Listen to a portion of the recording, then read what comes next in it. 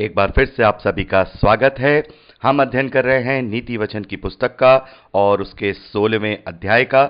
मेरे प्यारे भाई बहनों, आगे बढ़ते हैं। यहाँ हम 6ठे वचन से लेकर 9वें वचन तक जब पढ़ते हैं तो यहाँ पर अधर्म का जो प्रायश्चित है वो क्या होता है उसके विषय में शिक्षा दी गई है। मेरे प्यारे भाई बहनों, अधर्म का यानी कि जो हम पाप करते हैं, परमेश्वर के विरोध में जो हमने गलतियां की हैं, उसका प्रायश्चित क्या होता है। उसका प्रायश्चित अगर हम आत्मिक रूप से देखें तो वो केवल हमारे अपने अंगीकार को करना है, यानी अपने पापों का अंगीकार कर लेना, मान लेना, प्रायश्चित कर लेना।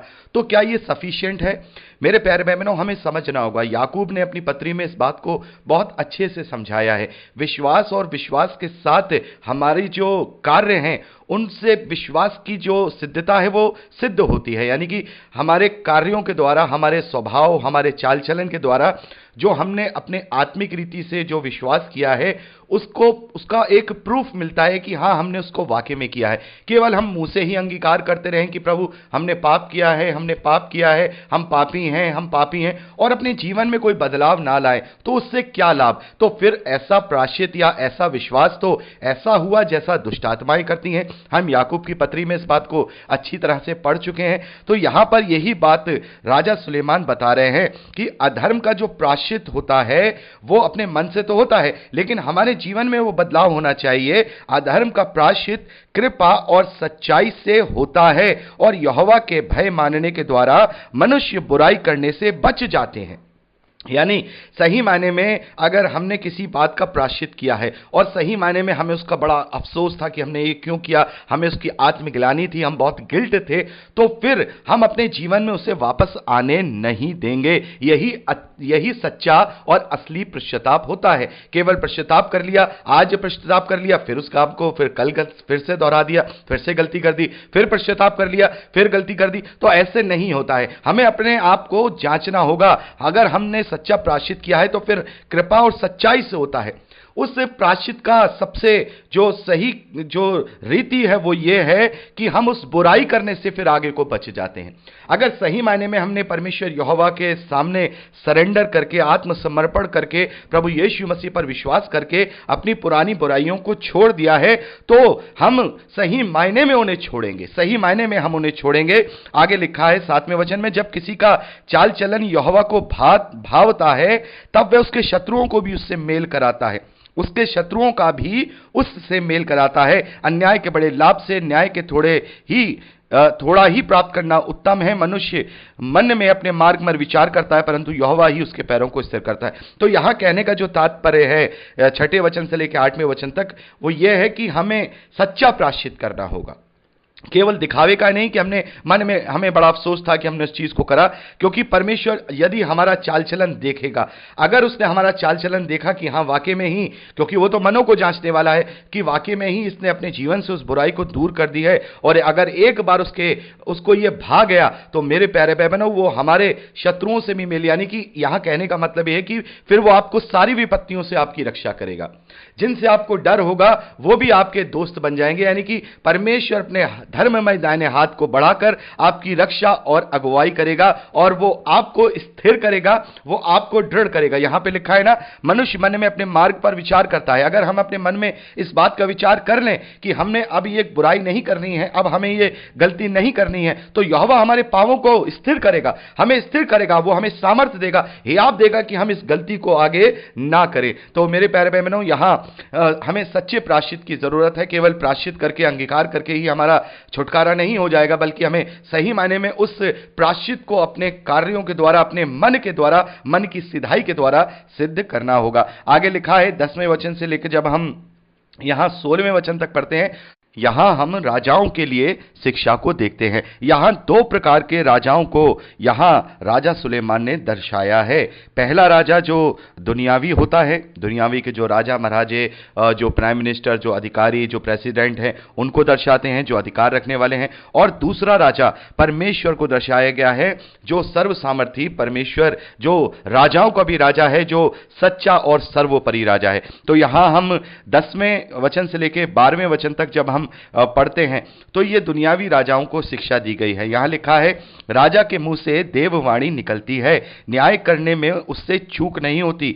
सच्चा तराजू और पड़ले यहोवा की ओर से होते हैं, थैली में जितने बटखरे हैं सब उसी के बनवाए हुए हैं। दुष्टता करना राजाओं के लिए घृणित काम है, क्योंकि उनकी गद्दी धर्म से ही स्थिर रहती है। तो यहां राजाओं को यह शिक्षा है कि जब वो न्याय करते हैं या वो जब राज्य करते हैं तो मानो ऐसे करते हैं कि वो परमेश्वर की छवि को अपने ऊपर लेकर के कर रहे हैं। तो जब वो बोलते हैं, जब वो कहते हैं तो एक देववाणी की तरह होनी चाहिए। परमेश्वर की जो न्याय पक्षता है, जो निष्पक्षता है न्याय करने में अपनी प्रजा के लिए, उसके लिए जो समान रूप से उसके मन में भाव है, वैसे ही एक राजा के जीवन में भी होने चाहिए, उसके न्याय में, उसके राज्य में वैसे ही होनी चाहिए। उसके न्याय में कोई चूक नहीं होनी चाहिए।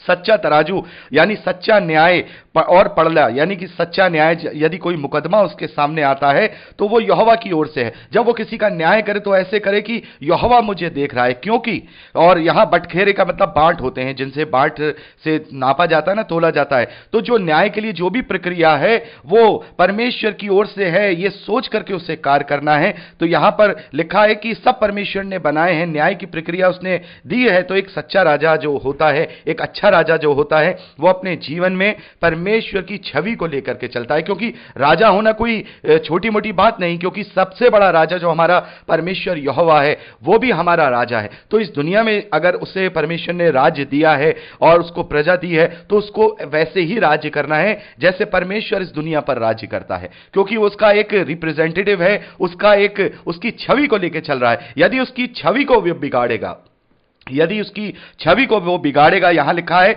दुष्टता करना राजाओं के लिए घृणित काम है। घृणित है वो राजा जो परमेश्वर की छवि को खराब करता है। घृणित है, क्योंकि राजाओं से बहुत सारे लोगों को आस होती है। यहां देखिए 13वें वचन से लेकर 16वें वचन तक, 15वें वचन तक परमेश्वर जो राजाओं का राजा है उसके विषय में यहां बताया गया है कि वो कैसा धर्मी है। यहां लिखा है, धर्म की बात बोलने वाले से राजा प्रसन्न होता है। यानी कि जो इस धरती का राजा है, चाहे इस धरती के लोग हैं, उन सभी का जो राजा है वो परमेश्वर है। तो सभी के लिए यहां लिखा है कि जो धर्म की बात बोलता है, चाहे वो राजा हो चाहे वो प्रजा हो, जो धर्म की बात बोलता है वो राजा, जो हमारा सर्वशक्तिमान पिता परमेश्वर हमारा यहोवा है, वो उससे प्रसन्न होता है। और जो सीधी बातें बोलते हैं वह उससे प्रेम रखता है। तो यहां एक उदाहरण दिया जा रहा है कि जिस प्रकार से दुनियावी राजा जो है ऐसे लोगों से प्रेम रखता है जो उसकी बात का उसका समर्थन करते हैं और जो धर्म की बात करते हैं, उन जैसे राजा हमारा इस धरती का जो राजा है प्रसन्न होता है अपने लोगों से, वैसे ही परमेश्वर भी जो उसके लोग होते हैं, उसकी आज्ञा पालनता में चलते हैं, वो उससे प्रसन्न होता है और वो उनसे प्रेम रखता है। यहां लिखा है, राजा का क्रोध मृत्यु के दूत के समान है, परंतु बुद्धिमान मनुष्य उसको ठंडा करता है। तो यहां पर जैसे हम इस धरती पर राजा को देखते हैं कि यदि वो किसी पर क्रोध कर दे तो फिर वो क्या उससे बच सकता है? वो कभी भी किसी को मृत्युदंड दे सकता है, किसी को जेल में डाल सकता है, किसी को छोड़ सकता है। तो यहां पर राजा सुलेमान कह रहे हैं कि जिस प्रकार से राजा का क्रोध मृत्यु के दूत के समान होता है, वैसे ही परमेश्वर का क्रोध भी हमारे लिए हमेशा की मृत्यु के दूत के समान है। तो बुद्धिमान कौन होता है? जैसे राज्यसभा में राजा का क्रोध शांत कर देते हैं ना, जो बुद्धिमान लोग होते हैं वो राजा को अपने बातों से, प्रेम से, अपनी आज्ञा पालनता से उसके क्रोध को शांत कर देते हैं। वैसे ही यहां कहा जा रहा है कि जो दुनियावी राजा हो, चाहे प्रजा हो, चाहे मनुष्य हो, वो अपने सर्व सामर्थी पिता परमेश्वर राजा के सामने बुद्धिमानी की यानी कि आज्ञा पालनता की बातें करे। यानी बुद्धिमानी क्या है? परमेश्वर का भय रखना और उसकी आज्ञा का पालन करना।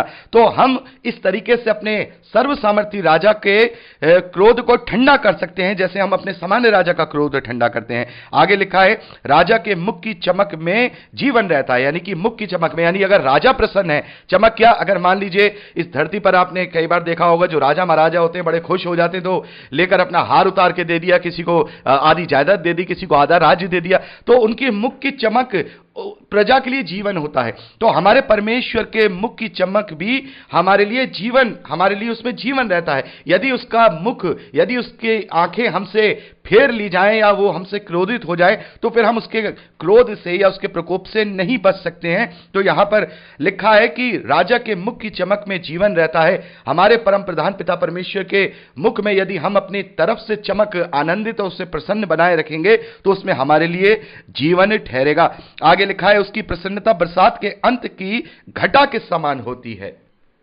तो यहां पर जैसे सामान्य राजा जब प्रसन्न होता है तो उसकी यहां जो तुलना है यहां सुलेमान ने की है, बरसात के अंत की जो घटा होती है, जो मौसम होता है, सुहाना मौसम होता है, उसके समान होती है। तो सोचिए हमारा सर्व सामर्थ्य पिता परमेश्वर जो हमारा सच्चा राजा है, यदि हम उसको प्रसन्न रखेंगे अपनी आज्ञा पालनता से, अपनी बुद्धिमानी से, तो क्या ही उसका जो प्रेम है, क्या ही उसकी जो खुश आनंद है, वो हमारे लिए उसके बराबर, उसके तुलना में होगी कि सुहावनी होगी। जैसे बरसात होने के बाद मौसम सुहावना हो जाता है, वैसा ही हमारा जीवन सुहावना होता है। यहां 16वीं बात यहां जो राजा सुलेमान ने लिखी है, वो ये बात लिखी है कि प्रत्येक राजा ये सोच ले कि वो जो माफ कीजिएगा, चोखे सोने को पाना चाह रहा है, राज्य की बढ़ोतरी चाह रहा है, उन सब की प्राप्ति करने से ज्यादा बुद्धि की प्राप्ति करना उत्तम है। जैसे हम देखते हैं राजा सुलेमान से भी जब परमेश्वर ने मुंह मांगा वर कहा तू क्या मांगता है, तो उसने क्या कहा, मुझे परमेश्वर बुद्धि दे दे,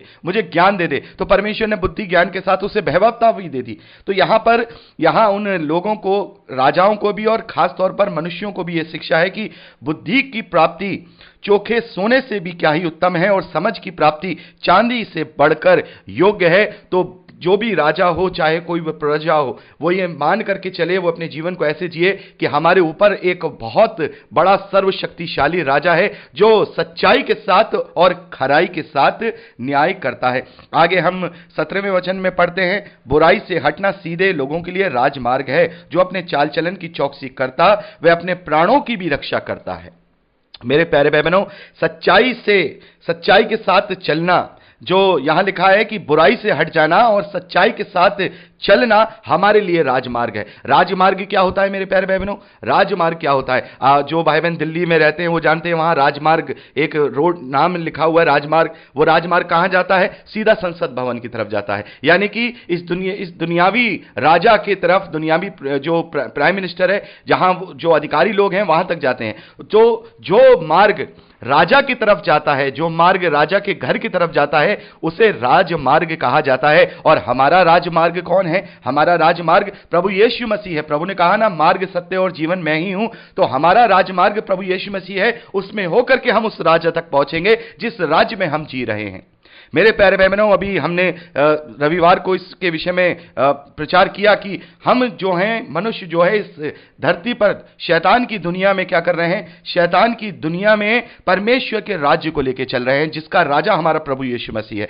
तो परमेश्वर जो हमारा सर्व सामर्थी पिता परमेश्वर राजा है, अगर हम बुराई से हटेंगे तो ही हम उस राजमार्ग पे चलेंगे, और राजमार्ग पर चलकर हम क्या करेंगे? हम अपने प्राणों की भी रक्षा करेंगे, क्योंकि जब हम अपने चाल चलन की चौकसी करेंगे तो हम उस अनंत जीवन में प्रवेश करेंगे। और जैसे प्रभु कहते हैं, जो कोई अपना प्राण खोएगा वो अपना प्राण पाएगा। तो बुराई से हटकर जिस मार्ग पर हम चलते हैं, मान लीजिए वो राजमार्ग है जो सीधा उस राजा के पास पहुंचता है, जो सर्व सामर्थी महान पिता परमेश्वर है। और उसके मुख की चमक, अभी हमने 15वें वचन में पढ़ा, उसके मुख की चमक, परमेश्वर के मुख की चमक में हमारे लिए जीवन रहता है, और उसकी प्रसन्नता में हमारे लिए मानो वो सुहावना समय होता है जैसे बरसात के अंत की घटा जब आती है उसके समान होता है। तो एक बुद्धिमान व्यक्ति की तरह, एक बुद्धिमान प्रजा की तरह हमें अपने चाल चलन की चौकसी करनी है, और हमें बुराई से हटकर सीधे लोगों की तरह असली राजमार्ग को पकड़ना है। तो मेरे प्यारे भाई बहनों, यहां पर हम